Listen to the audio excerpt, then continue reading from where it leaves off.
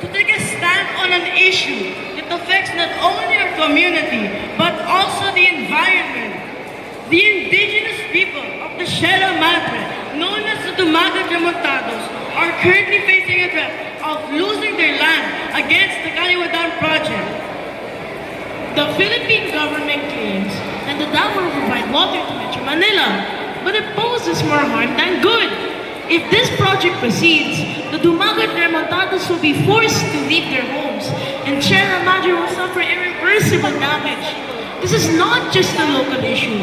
This is a fight for justice and preservation of a place we all hold dear. Sierra Madre is more than just a range of mountains. It's our natural shield against extreme storms, a sanctuary for countless plants of animals, and an integral part of our nation's ecosystem. That is why it is called the backbone of Luzon.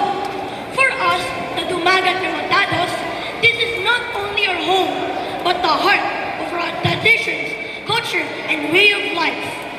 The Kaliwadan threatens to destroy not only our heritage, but also an irreplaceable part of our natural legacy. Imagine being asked to abandon our homes, our family history, and the place we've cherished all our lives. This is the reality of the Dumagat-Remontados we are facing. It is a grave injustice and we cannot remain silent. This is a fight for all of us. If we fail to act, the Dumagat-Remontados could lose everything, and we will lose a vital part of our environment. There are better ways to meet our water needs without harming people and nature.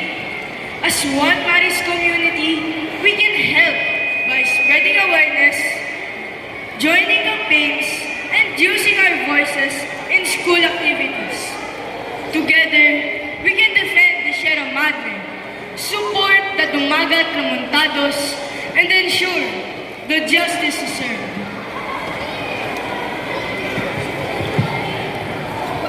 Let's take action today!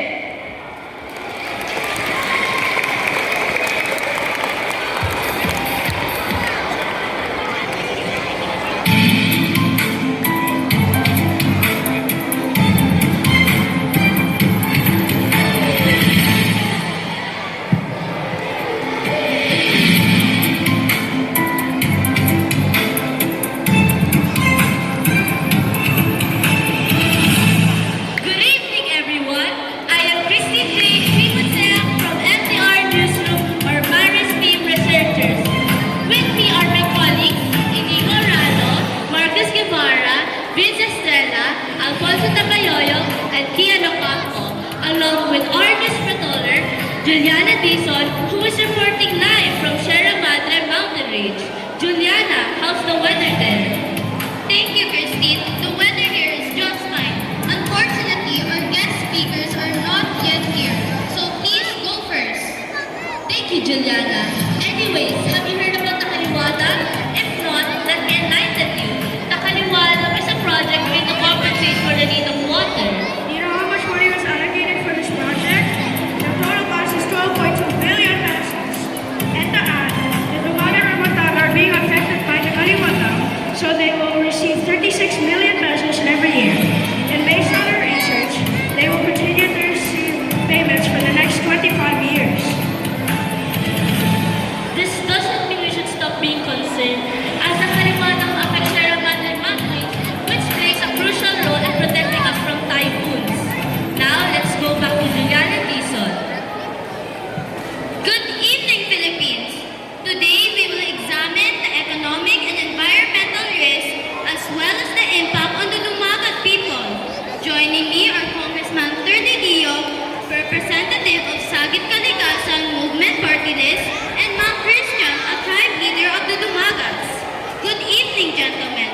Let's start with you, Ma'am Christian. Sir, can you share how this project affects your people? Thank you. For generations, our community has called these lands home, our heritage. The river provides us enough water for farming, fishing, and daily life. If the dam is built, over 1,500 Dumagat people will be displaced. displaced. We ask the government to listen to us, protect our future and our environment. Thank you, Ma'am Christian. Congressman Dio, can you give us an overview of this scale of this project in numbers? Yes, the dam is expected to produce 600 million liters a day, supplying 1/5 of Metro Manila's water needs. But what are the consequences? The government is investing 12.2 billion pesos. 85% will be funded by loans. That means future generations will bear this debt, which totals around 10.37 billion pesos. And you know what's the worst? 1,500 Dumagat people out of 2,000 will be displaced, or 3:4. For every 4 members of the community, 3 will lose their homes. Likewise, there are 1,000 species in the forest, and 60% of the forest will be flooded. So 600 species in the forest will be affected. Thank you, Ma'am Christian and Congressman Dio, for your insights. I am leaving you now these questions. What is the real cost of progress and who pays the price? May the government strive to protect everyone, not just a few?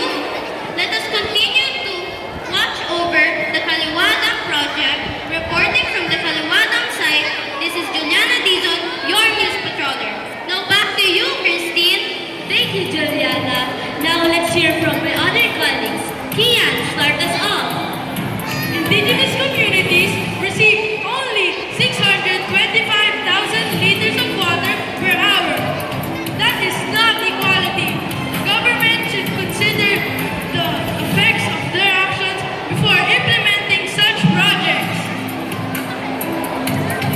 With only 120 million liters of water to share, that means each person only gets 4,800 to 12,000 liters per year. That's barely enough for drinking, cooking, and farming. Consider this. The dam has displaced 200 families. That's 1 in every 5 families, or 20% of people in this community. These families are not only losing access to water, but also their homes.